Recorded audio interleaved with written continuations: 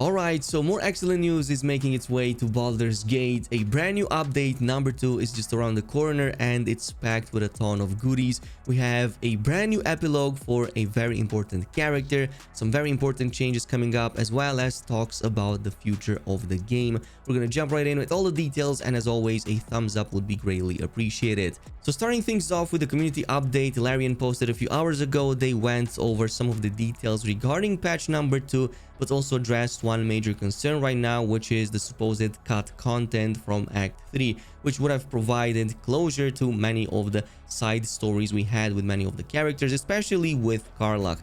So what you should expect in update number 2, especially in terms of performance, we should see substantial performance improvements for the first time since launch. Perhaps more notably, we're adding better closure to the story's final act in the form of a more fleshed out ending for Karlach, something many of you have been asking for, and probably something that many of you have been disappointed of, especially if you really connected with the character, if you played through her side stories and like all the things that you can do in Act 2 and Act 1 before you even reach Baldur's Gate. There's a lot of cool stuff, and I think that she's one of the coolest characters in Baldur's Gate. It was kind of a bummer that her endings, because there are quite a few, were not really that great. And essentially it boils down to the fact that many supposed interactions that people thought to be as cut content are in fact just bugs, and they did not trigger when certain events would have made them to trigger. So the first reference is content that actually doesn't properly trigger because of a bug. For instance, some of Minthara's reactivity.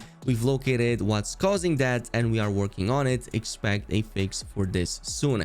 The second thing is about the epilogue. What's been data mined is not really cut content, but content that we didn't want to release because we didn't think it worked. We're pretty much strict with ourselves and our ideas. If it isn't good, it isn't fun to play. It doesn't make it into the game. One of the reasons why we trimmed the epilogue is because we were afraid of the ending cinematics were becoming too long and would detract from the epicness of the experience.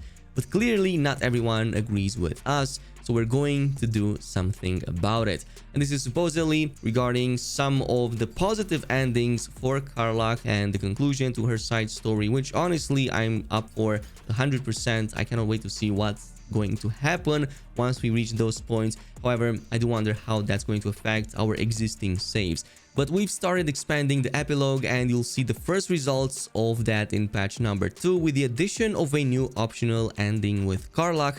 It's fiery, poignant, and gives her the ending she deserves. But what's even more important is that there was a full-on upper city of Baldur's Gate that didn't make it in the full game. And this is like the third point they also addressed regarding the cut content. So the third is about the things we actually didn't plan for and those we once considered but ultimately didn't do. It was always our intention for the upper city to be an epic cinematic epilogue bringing the story of Baldur's Gate 3 to a close, but we didn't talk about that in advance because it would have been a major spoiler. We feel confident that there's enough content in Baldur's Gate 3 and the city itself, clocking in weeks-long playthroughs at a time. But that's not to say Baldur's Gate 3 didn't see cuts just as every game. It's just important to know that what ultimately shipped was planned long ago, in function primarily of making Baldur's Gate 3 fun to play, not for us to close development quickly. Besides, it's not like Larian is one of those developers that specifically cut content to keep it for later DLCs or to charge additional money for. This is clearly not the case. And even at this point, a DLC for Baldur's Gate 3 is still kind of up in the air and possibly might even never happen. But Baldur's Gate 3 is a game with many release dates, and despite us moving its launch up to around a month, it's still a couple of years late. It was late because we grew teams, ambition, and ideas in function of it being the best game it could possibly be. Thankfully, not every idea makes it in the final launch. It wouldn't be the game you enjoyed if they did. And I think I can speak for everybody when I say that like 99% of everything that Baldur's Gate 3 is right now is definitely god tier. I mean, the game is absolutely amazing, and even if some of the things are not to everybody's liking, I think that most of the people will agree that this is an amazing game to play, and there are literally weeks upon weeks of playtime that you can have by just like all the options that you can have in this game. Now, one other issue that has been addressed is performance. We did get a couple of performance changes in patch number 1, but it's update number 2 that's actually going to have a main focus on this too. And Larian seems to know that Act 3's performance isn't as good as the first two acts, but the good news is that patch number 2 is bringing major performance improvements to the entire game, but more specifically to Act 3, where you'll feel it the most. We'll also be working throughout September to improve performance in Act 3 further with new technology that's been taking a bit longer to release than expected. So yeah, that's going to probably be just ahead of the PlayStation 5 launch, or maybe sometimes after that from the looks of it. I think that the PlayStation 5 launch should be much more stable than what we had up until now on the PC. Also, bugs related, we've seen your reports about Act 3 and we are as frustrated as you are by bugs spoiling the experience. So we are dedicated to solving these quickly, and as you've noticed by our hotfix and patch rollout, we're getting pretty fast. Our approach is that whenever blockers pop up, we either release a hotfix if a patch is not imminent, or include the fix as part of a patch if the patch is imminent. With update number 1, your experience should already be a lot better, with most big issues solved by at least a workaround.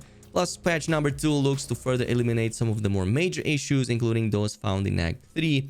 Some things that are currently being associated with cut content are actually things like companion reactions to events in the world that didn't trigger. These are being solved. Where there seem to be loose ends, we're tying them up. But moving on, they also address the game's future and what are some of the things that we should expect from the game moving forward. And some of them include a lot more patches and fixes. They aren't stopping just there, as well as some new features. However, there's one thing I'm a bit disappointed about, and that's the fact that the character change isn't coming with update number 2, but probably at a later date.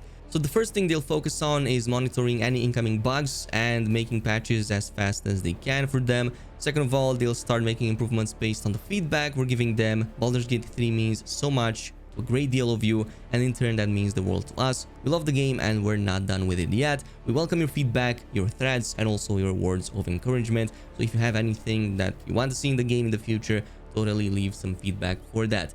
But we also get Wither's Wardrobe of Wayward Friends. Basically, this is going to be a way to remove your friends from co-op parties. So this is something that they hope to launch very soon. It's an example of us integrating your feedback. This feature allows you to get rid of co-op party members who join your campaign, so you can continue on without them. We're also working on the ability to change your character's look once you've started a campaign, though we don't have a release date for that yet. There will be more, and you can expect us to come with modding support at some point too. However, in other news, yeah, the game launches in 8 more days on the PlayStation 5. However, it's not the only good news, because 2023 is still going to likely see the game launching on the Xbox platform too. So this was confirmed recently. Super happy to confirm that after meeting with Xbox P3 yesterday, we found a solution that allows us to bring Baldur's Gate 3 to Xbox players this year still, something we've been working towards for quite some time. All improvements will be there with split-screen co-op on Series X. Series S, however, will not feature split-screen co-op, but will also include cross-saves progression between Steam and Xbox Series. So good to see that Microsoft is finally dropping some of the feature parities between Series X and S, and this just makes like the game coming up faster for those who do want to play the game but not want to switch consoles or buy a brand new PC. And besides, you should expect a very active community even if you do pick the game at a later date on the console of your choice, because it seems Baldur's Gate 3 is keeping players for much longer than other games, even compared to Elden Ring. The retention rate over here is pretty insane for a single player game. We're almost 1 month out from the game's launch, and it seems that we still have over 500,000 players at a 24-hour peak, and right now I believe there's a 250,000 people still playing this game. And for good reason, because you have a ton of ways to play this game. Personally, I have not even touched, well, the origin stories, and that's probably at least 100 hours more of gameplay out there, just because I spent hundreds and hundreds of hours with my tab. So this is going to be something that will probably keep me going for months at an end, maybe still into the next year, and it's going to also depend on how many patches and changes Larian bring to the game. So this is definitely in here for the long haul. You should not expect the player base to dwindle down too soon, and by the time you have it on the console, you're just going to have a much better product, much better fleshed out, most bugs removed, and maybe even new features compared to the time of making this video. Anyway, this is pretty much it with the updates. Let me know down below what you think of them. In the meantime, I'll see you in the next video.